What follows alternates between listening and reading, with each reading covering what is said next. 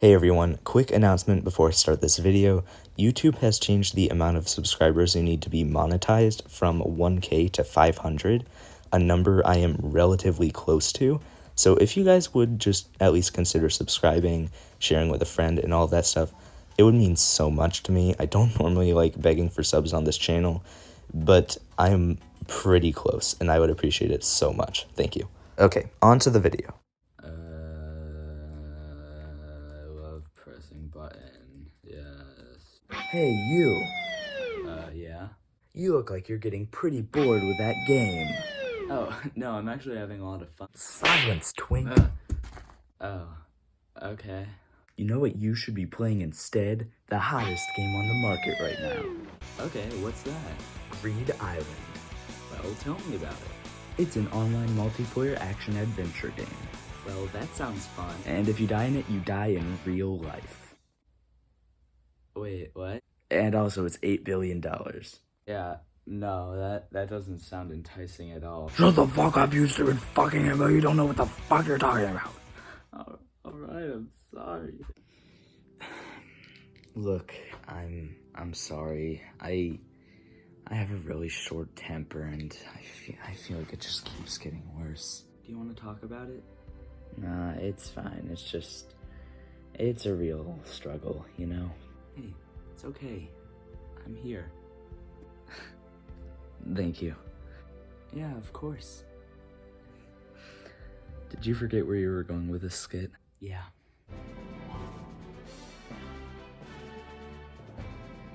Hello everyone, and welcome back to Outer Space. As always, I'm an alien coming to probe your anus. Have you guys ever heard of the 2011 anime Hunter x Hunter? Yeah, me neither, but this is an ongoing review series about that series, so if you want to catch up on the 3 previous parts, check it out in the link above. But before I jump into this video, I first want to thank you guys for helping me get my last video in the series to well over 200 views. It means so much for me. I was so glad that it did so well, and it motivated me even more than I was already motivated to make this video. But enough about the previous video, let's focus on this video. Today, I will be reviewing the Greed Island arc of Hunter x Hunter. The Greed Island arc picks up where York New left off, with Gon and Killua going to the Southern Peace auction to get the Greed Island video game. Instead of planning to actually buy the game at the auction, the two plan to let someone else win, and then enter the game for them, which makes sense because I doubt they would be able to afford it. The game ends up being purchased by a multi-billionaire named Batera, and Gon and Killua go to ask him if they can play it for him. And after they prove that their Nen abilities are strong enough, Batera enlists these children to risk their lives for him. When the two boys enter the game, we learn the rules for it. You explore, battle people, and cast spells with the goal of collecting 100 restricted cards to win. And also, Jing leaves a message for Gon telling him that he won't find any clues, much less himself there, and that he just wanted to show that this game he made with his friend was pretty cool. So in other words, he was just fucking with him. So, let's do it for Father of the Year. If you want to get Father of the Year, Father... But despite everything in the game seeming relatively normal, well, I mean, aside from the whole dying in real life thing, but, you know, whatever, not everything is as it seems. Gon and Killua find one of the hired players dead, a suspicious-seeming man wants them to join an alliance, and they're being stalked by a mysterious little girl. And the Phantom Troop managed to get their hands on a copy of the game. I mean, a stolen one, but still. And I also dropped my phone during this recording. Okay, fuck me. After a little while of participating in tournaments and winning stuff, the two boys are approached by the little girl, who asks them to join them in a monster defeating challenge, but they deny her request. Meanwhile, the Phantom Troop enters the game and discovers that they may not actually be in a game at all, it might be a real place. Also, just a quick and unrelated thing before I continue this video, when I was finding that footage that I just used, I realized how fucking funny the difference between some Hunter x Hunter content on YouTube is. Like, fucking just look at this, which was in my recommended. Killua's journey to self-worth.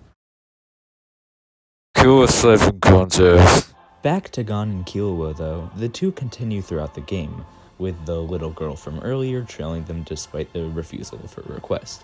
Because, oh yeah, I forgot to mention, this arc is also the start of Killua's misogyny arc. They continue to encounter monsters, each seemingly more strong than the last, and the two boys quickly realize that their Nen abilities may not be strong enough to defeat every enemy that comes their way. That's when the girl declares that she will be their mentor and help train them. Except Gon and Killua also say no to this request, stating that they already have a mentor, Buffalo Wild Wings from the Heaven's Arena arc. This is when the girl introduces herself as Biscuit Kruger, Bisky for short, a 40-year-old woman who is Wingstop's mentor. Oh my fucking god, 40-year-old woman. Jesus fucking Christ. Look, I love this show and I love Yoshihiro Togashi, but can anime please stop fucking doing this? Gon and Killua eventually agree to letting Bisky be their mentor, and together they do some pretty basic and common training regimens, such as fighting an enemy for 2 weeks straight, and breaking 1,000 rocks with a single stone with a 1-day time limit. Yeah, I remember doing some stuff like that last year in PE. But just as you think Greed Island is shaping up to be a training arc, you get thrown in for a loop. Remember the suspicious-seeming alliance that tried to recruit Gon and Killua earlier in the arc? Yeah, well, it turns out that they aren't bad people. The bad person is Genthru, a serial bomber who casually fucking kills most of the Alliance members, steals their restricted cards, of which they had 90, and forces the surviving members to be part of his team. So at this point, it's become pretty clear that Greed Island isn't exactly a normal game. You can die in real life by playing it, there's a fucking serial bomber on the loose, and there's a shit ton of mystery surrounding the island, such as whether or not it's just a game, completely and entirely disconnected from reality, or if it's a real-life location. And because I started this series with the purpose of reviewing Hunter x Hunter without spoiling too much, I'll stop there and move on to talking about what I enjoyed and what I did not enjoy about this arc. The Greed Island arc has sort of a mixed reception of sorts among fans of the series, though most of them, at the very least, find some enjoyment out of it. I personally really enjoyed it, even for some of the reasons that people either dislike it or don't enjoy it as much. Some people are critical of the arc because in comparison to the other arcs in the show, it feels sort of out of place and doesn't have extremely high stakes. Some people also believe that the villain is kinda lame, and that sort of has to do with the high stakes as well.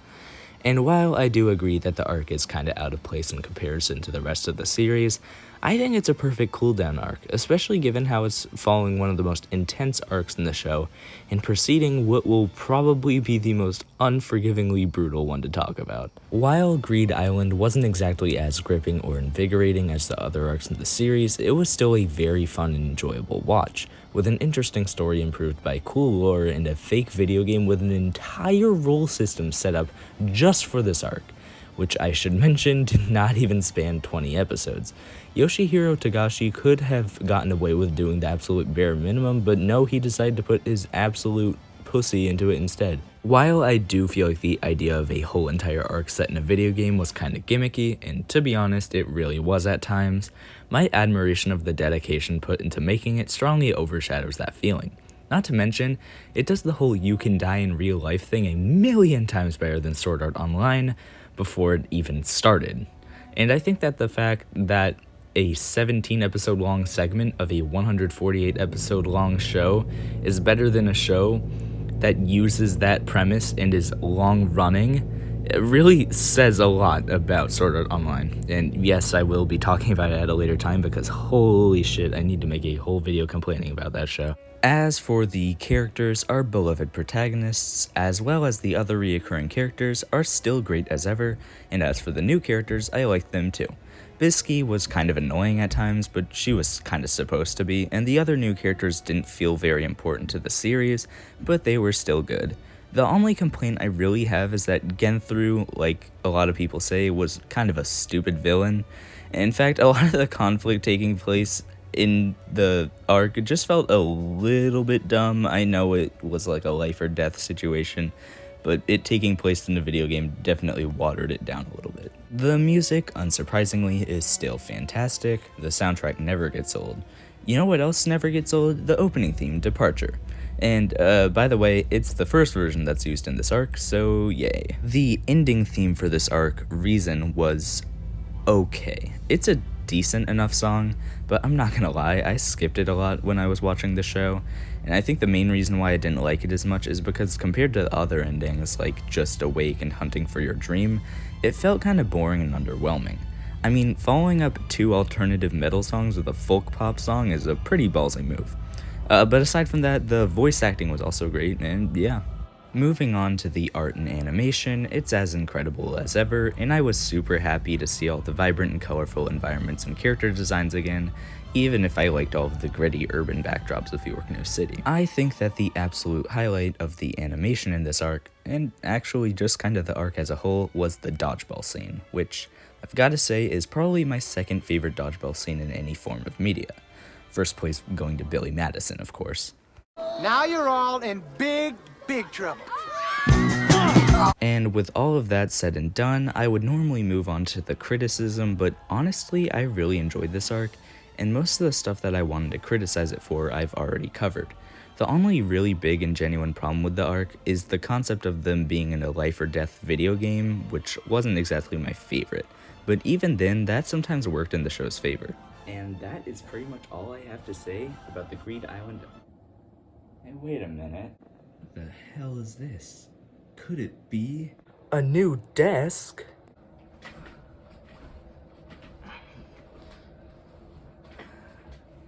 Yeah, that new desk joke was originally going to be a hell of a lot funnier because I was originally going to like show the desk but then move the camera over to the box that the desk came in and be like, oh, a new desk, and then use that box as the desk in the video, which would have been really funny. I'm a very funny guy, as you guys know, but I'm not sure where the box is and I'm too lazy to find it. So sorry, you got the less funny version of the joke. That also is partially not a joke. I literally just got this desk the day I decided to film this part. So wow, that is pretty awesome. Though, not gonna lie, I am gonna miss having some of my stuff displayed over there, but I can move it around at some point when I'm not lazy, so give me a few years. But as I was saying, that is pretty much all I have to say about the Greed Island arc of Hunter x Hunter, except for the score I'm going to give it. I personally really enjoyed this arc, and I'm gonna have to give it a 9 out of 10. I thought it was very engaging, very entertaining. Even if it is arguably weaker than the other arcs, it's still a very strong one. And as always, thank you guys so much for watching this video. It means so much to me. I put a lot of work and effort into making it, and if you could consider liking, subscribing, sharing, and all that stuff, that would be awesome. Maybe we can get this video to even more views than the last one had. And speaking of subscribing, if you do, make sure to turn your post notifications on so you get notified when the next part of this series uploads, which will be the Chimera Ant arc. Hope you enjoyed this video. Did you laugh? Did you have fun? Were you entertained by it? Because you're not gonna be laughing next time. There's not gonna be any smiling next time. I guess there's gonna be like enjoyment next time, because if there isn't, you'll have no desire to watch the video. So there will be some jokes, some enjoyment, I hope, and some smiles. See you guys, have a great day. I need to go back, I need to go fight an astronaut now.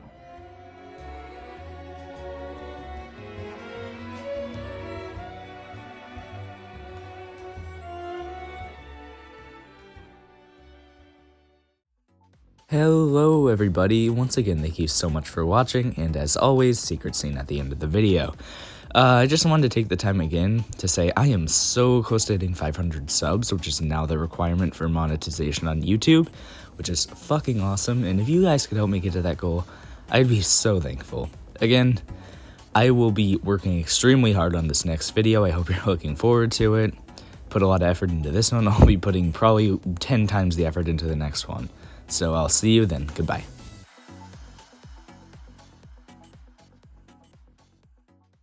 Oh shit, I just realized that I forgot to mention the Hunterpedia and Greed Island tutorial post-credit segments in this video and the last one.